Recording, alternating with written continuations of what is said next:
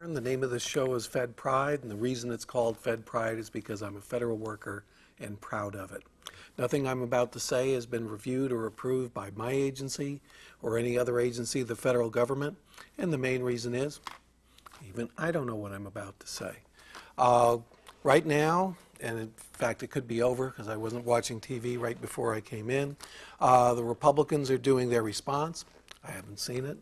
And the president has just finished the State of the Union address she went ahead with during the Senate impeachment trial to determine whether President Clinton should stay in office. In fact, if that trial goes the wrong way and 2/3 of the senators vote against Clinton, vote to convict Clinton, Clinton is instantly no longer president. President would be Al Gore. Is that going to happen? I don't know. I predicted that they wouldn't vote for impeachment in the House, but they did. Thought they'd lose by just a few votes. So I'm obviously not a good predictor.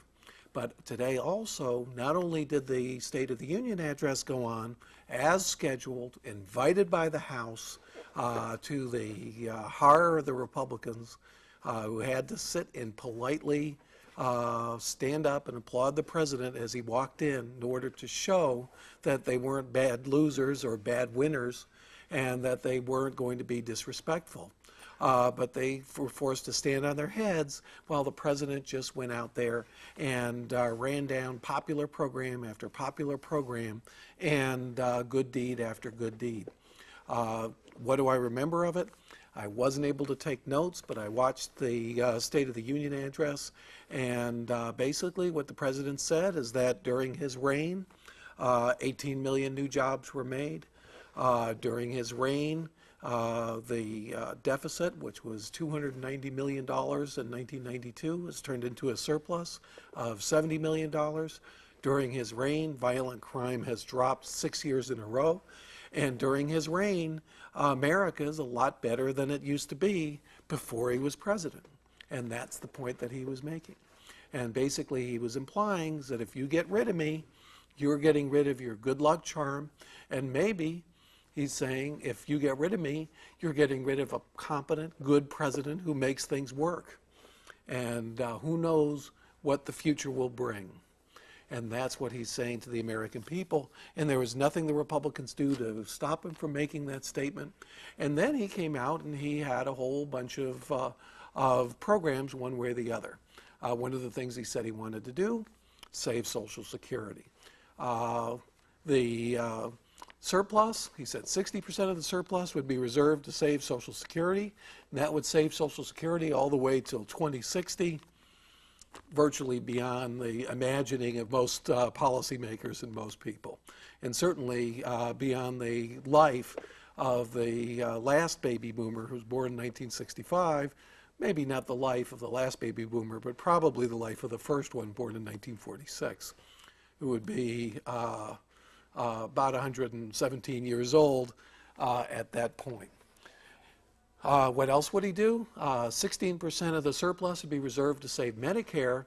Medicare is due to go bankrupt, or at least not to be solvent in 2008. There were a series of reforms that kept it from going bankrupt in 1999, which would have been this year, and that extended it a decade. He is going to take 16% of the surplus, reserve it for Medicare, and keep it solvent for an extra decade, so he says. Another 11% was going to go into USA accounts. Now, I heard the whole discussion about the USA accounts, but I can't say without reading it in the paper tomorrow that I really understand it. My understanding is some kind of account where the government would set it up and you could invest it in the stock market or whatever. I could be completely wrong about that.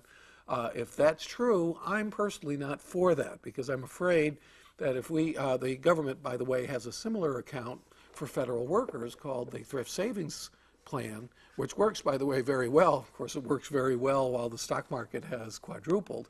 Who knows how well it would work if the stock market ever took a bath. But the fact of the matter is, if the federal government can take a large portion of Social Security, there's such a massive amount of the national savings going into Social Security that basically the agency that manages that account can manipulate the entire market. That's basically the system in Chile, where they've privatized the Social Security system and invested it in their stock market. And what that can do, and I don't know whether it will or not, is almost nationalize it. And I'm not sure that's a good idea. However, the TSP, even the stock part of the TSP, Thrift Savings Plan for federal workers, is based on an index of a lot of different stocks. So it either goes all in or goes all out, and that depends on what the people do. So they've tried to keep the actual managers from steering money toward environmental funds or steering it toward this fund or that fund. But all in all, if you give the federal government that much of the national savings to invest as they please, that could be a problem unless you create limits. I have taken a look at this USA account program, and I'll see how it works when I do tomorrow. What else did he do? Well, he took his thumb and he poked it in the Republicans' eye a few times by mentioning programs that he was for and they were against. He mentioned big tobacco and the tobacco bill, that he was going to push litigation against the tobacco companies and try to use that money to prevent smoking. He mentioned, and of course the Republicans had shut that down. He mentioned AmeriCorps, which is his program that the Republicans have always despised. He mentioned health care in a number of different places. He mentioned the Patients' Bill of Rights, which were knocked down and voted down by the Republicans. So he also mentioned increasing the minimum wage by $1. I noticed that all the Republicans were sitting on their hands. And he also mentioned things that were incredibly popular in order to force the Republicans to stand up. He supported an increase to the defense budget. I don't know if that's incredibly popular, but the Republicans are almost forced to, when they don't clap or they don't stand up, to say, hey, I'm not for that. He put them on the spot a number of times. When he came out to shake hands, the Republicans scurried out of there, basically almost walked out. Democrats stayed around, shook his hand, and told him what a great job he did and how wonderful he was. And that's basically what it was in a nutshell. And he went through program after program after program. I can't even list them all. Apparently, somebody said that there were 75 different subjects that he covered. The recession in Asia, Bosnia, the military situation, a program to increase benefits for soldiers, sailors, and airmen so that they could have incentives to stay in the service despite all of the reductions in the defense bill. He very, very cleverly pinned the beginning of the reductions in the defense to 1985, to the Reagan administration, you know, kind of indicating that he is the pro-defense president because he's the turning it around for the first time since 1985. I don't know whether that's true. Probably in real dollars, that probably is true if he increases the defense budget by the $10 billion. And of course, he increased it by $6 billion this year, but I'm not sure that increased the real military spending rate because there's inflation, even though inflation is very low. So I don't know whether that was a real true increase or not this year, but next year apparently it will be, according to him. So he covered a lot of things, almost all of which were tremendously popular. He didn't mention the Senate impeachment trial. He didn't mention that there was a constitutional crisis. In fact, he presented the State of the Union as being very, very good. He even said in 100 years they'll review the president, either he or she, and that got a big round of applause, will look back and they'll see this period as a very good period. What do the polls say? Why do I even bother with the polls? Because the polls have been very consistent in supporting Clinton and supporting not removing Clinton from office. Are you satisfied or dissatisfied with the way things are going in the USA? Again, this poll is before the State of the Union address. 70% satisfied, 28% dissatisfied. Is the U.S. economy today the best it has been in your lifetime? Best in a lifetime, 60% of Americans. Not best, 36%. Do you approve or not approve of the way President Clinton is handling his job? Approve, 69%. Disapprove, 29%. Would you say President Clinton's presidency, don't forget now, he is on trial to be removed within a week, Monday. They can pass a vote that will end his presidency immediately. And 81% of the people in the USA poll, and let's not forget, USA Today is a paper that's against Clinton, say that Clinton's presidency has been a success. Only 16% say that Clinton's presidency has been a failure. The first elected president in the history of the United States to be impeached by the House of Representatives, and 81% of the people say that his presidency has been a success. Now, I don't know what the Republicans could possibly be thinking. They must be steaming at these figures. However, the flip side, the reason why Clinton has been impeached, would you say the following applies or does not apply to Clinton? Honest and trustworthy applies 24%, doesn't apply 74%. 74% of the people think that Clinton is not honest. Provides good moral leadership, applies only 20% of the American people. Doesn't apply 79%. Almost a complete turnaround to the number of people who say his presidency has been a success, as opposed to a lack of success. How does this break out? The economy? Do you approve of the way Clinton is handling the economy?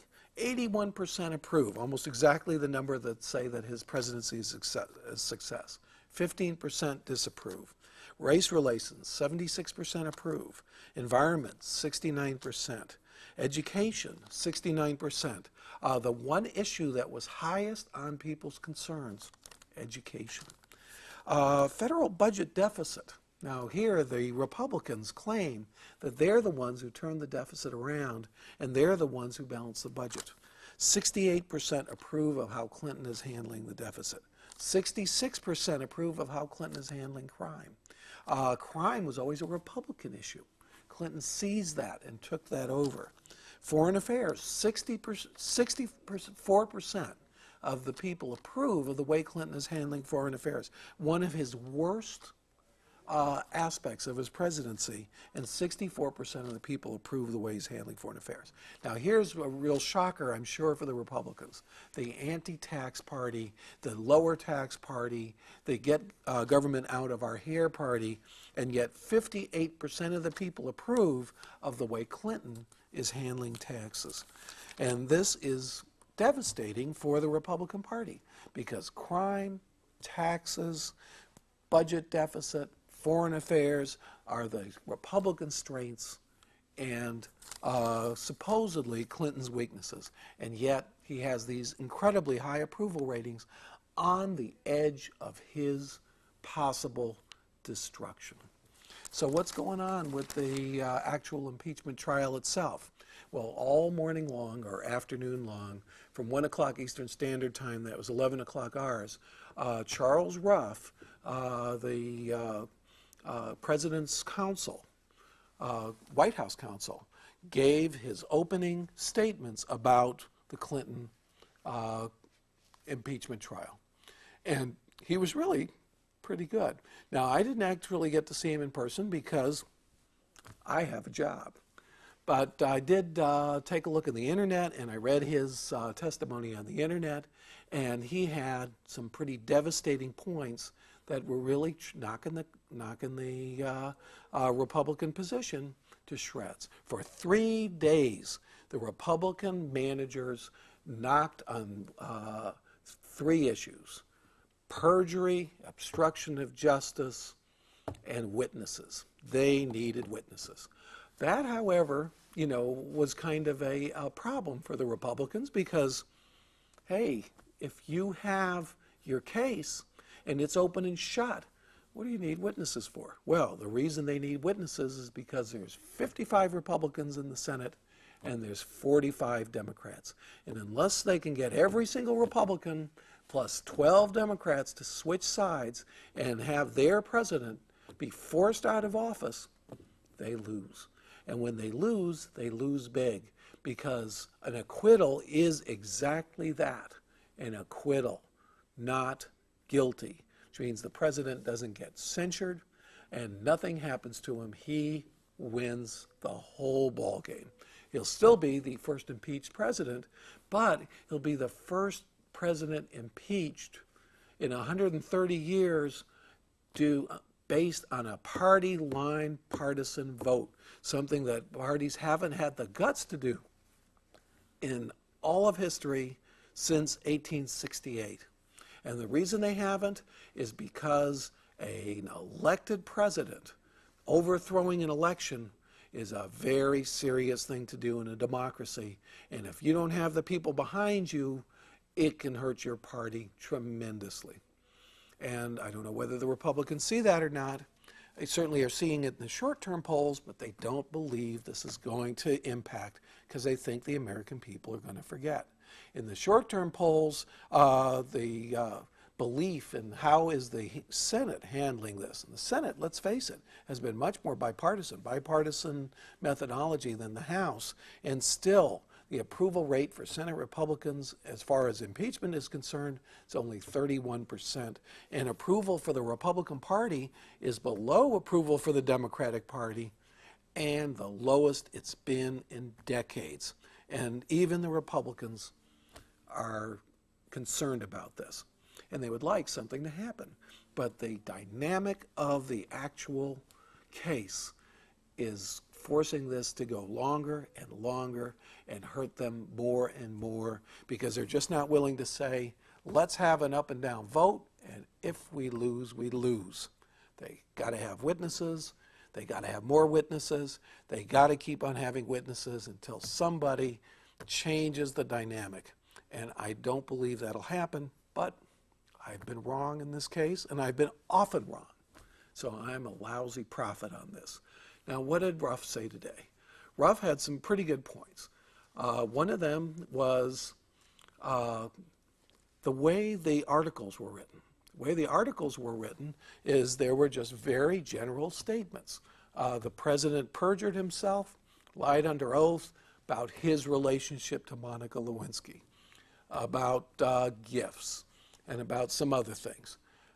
They didn't mention the specific perjurous statements. Now, in each one of the removals of the judges, they did mention specific statements that were perjurious. Now, the Republicans tried to make up for that in some of their presentations where they went through a whole litany of perjurious statements. Strongest is, I was alone with Monica Lewinsky, had inappropriate contact early in 1996 and once in 1997.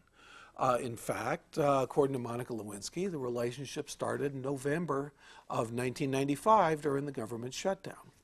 And this is either just a lapse of memory or it's very, very significant because in 1996, Monica Lewinsky was a federal worker, but not an intern.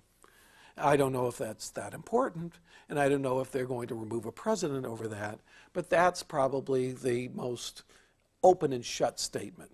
Now, the other statements are not open and shut at all, and the Republicans realized that they were vulnerable. And the main one is the relationship with Monica Lewinsky, because what the president said is he believed that he didn't literally lie under the Paula Jones deposition. And it's very, very hard, and I've been saying it all along, to prove an I believe statement. And the Republicans, rather than prove an I believe statement, went back and instead concentrated on the Paula Jones deposition, and the House specifically voted against the Paula Jones deposition perjury as an impeachable offense. And as a result, they have a weak case. And Ruff just shot at that and basically said, if you're going to prove it, you prove it. And if you're going to prove it, you have to find specific statements in the grand jury testimony, not the Paula Jones deposition, and you're going to have to prove that those were perjurious. And to prove there's perjurious, you have to prove intent, materiality, and you'll have to prove that the statements were not literally true. And they're saying basically that these are I believe statements, and they can't prove that they weren't. Now, that may be so, that may be not. It may be a strong case, it may be not, but it's certainly a strong case to say if you're going to be charged with something, let that charge be specific. Now, the other thing that Charles Ruff said about that is an oath against an oath. The main difference outside of the date that it started between Lewinsky's testimony and the president's testimony is what Barney Frank said, when did he touch her and where was it? And basically that's her word against his. Now, Barr tried to anticipate any counter-argument and said basically that Supreme Court rulings and jurisprudence says that you can take an oath for an oath if there's corroborating evidence. Unfortunately, the corroborating evidence that Bob Barr had was all the discussions that Monica Lewinsky had with Linda Tripp and all of her other friends. And the problem there is she had a different story every single time to every single person. She told some that there was no sex, she told others that there were intercourse, and she told others that there was only oral sex. So she was all over the place. Now, in the obstruction of justice, Ruff found some actual factual holes in the Republican argument. One of the very, very important points that the Republicans had brought out was the gifts. Now, the gifts was a situation where there was a conversation where Monica Lewinsky, and even they admit that, brought up to the president that she had been, that the gifts, specifically the hat pin and others, were subpoenaed, and she didn't want to give the gifts should she not have them in their possession. And he basically said, well, I don't know, let me think about it. In other descriptions of that, he didn't say anything. He just was silent about it. According to her, Betty Curry called her and said, oh, I hear you have something for me. And she said, oh, yeah, I have a bunch of gifts. And she brought some, but not all of the gifts. She didn't bring the gifts that he had given her that day when they exchanged Christmas gifts 3 days after Christmas on December 28th. The Republicans, first shippers, and then the House manager said, aha, we got him because there was a phone call on Betty Curry's records of her cell phone to Monica Lewinsky, and obviously that backs up Betty Curry's story that Betty Curry said Lewinsky called her and then gave her the gifts. Monica Lewinsky says Betty Curry called her, and the proof that the Republicans had that Betty Curry called first and therefore somebody must have told her to get the gifts was a phone call on her record.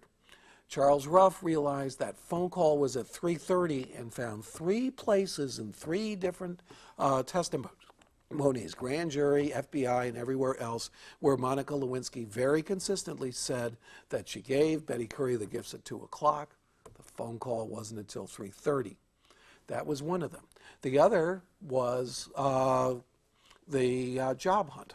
Now, the Republicans couldn't say that the job hunt was due to the Paula Jones matter, and it would have to be in order to qualify as obstruction of justice linked to it because it started before. So they said it was intensified. And the date the Republicans said it was intensified was December 11th, the date that the judge in that case, Susan Weber Wright, said that they could depose a federal worker or state worker as a pattern of conduct, which would make the Monica Lewinsky testimony relevant. Charles Ruff found out that the meeting with Vernon Jordan and Lewinsky occurred 4 hours before that decision was even made, and that Lewinsky had asked for the meeting 3 days before. Shot one of the key moments down the drain, and one of the key points that the Republicans made because there had to be a link to the Paula Jones situation. My name is Reed Silverne. The name of the show is Fed Pride. The reason it's called Fed Pride is because I'm a federal worker. Thank you very much for watching my show.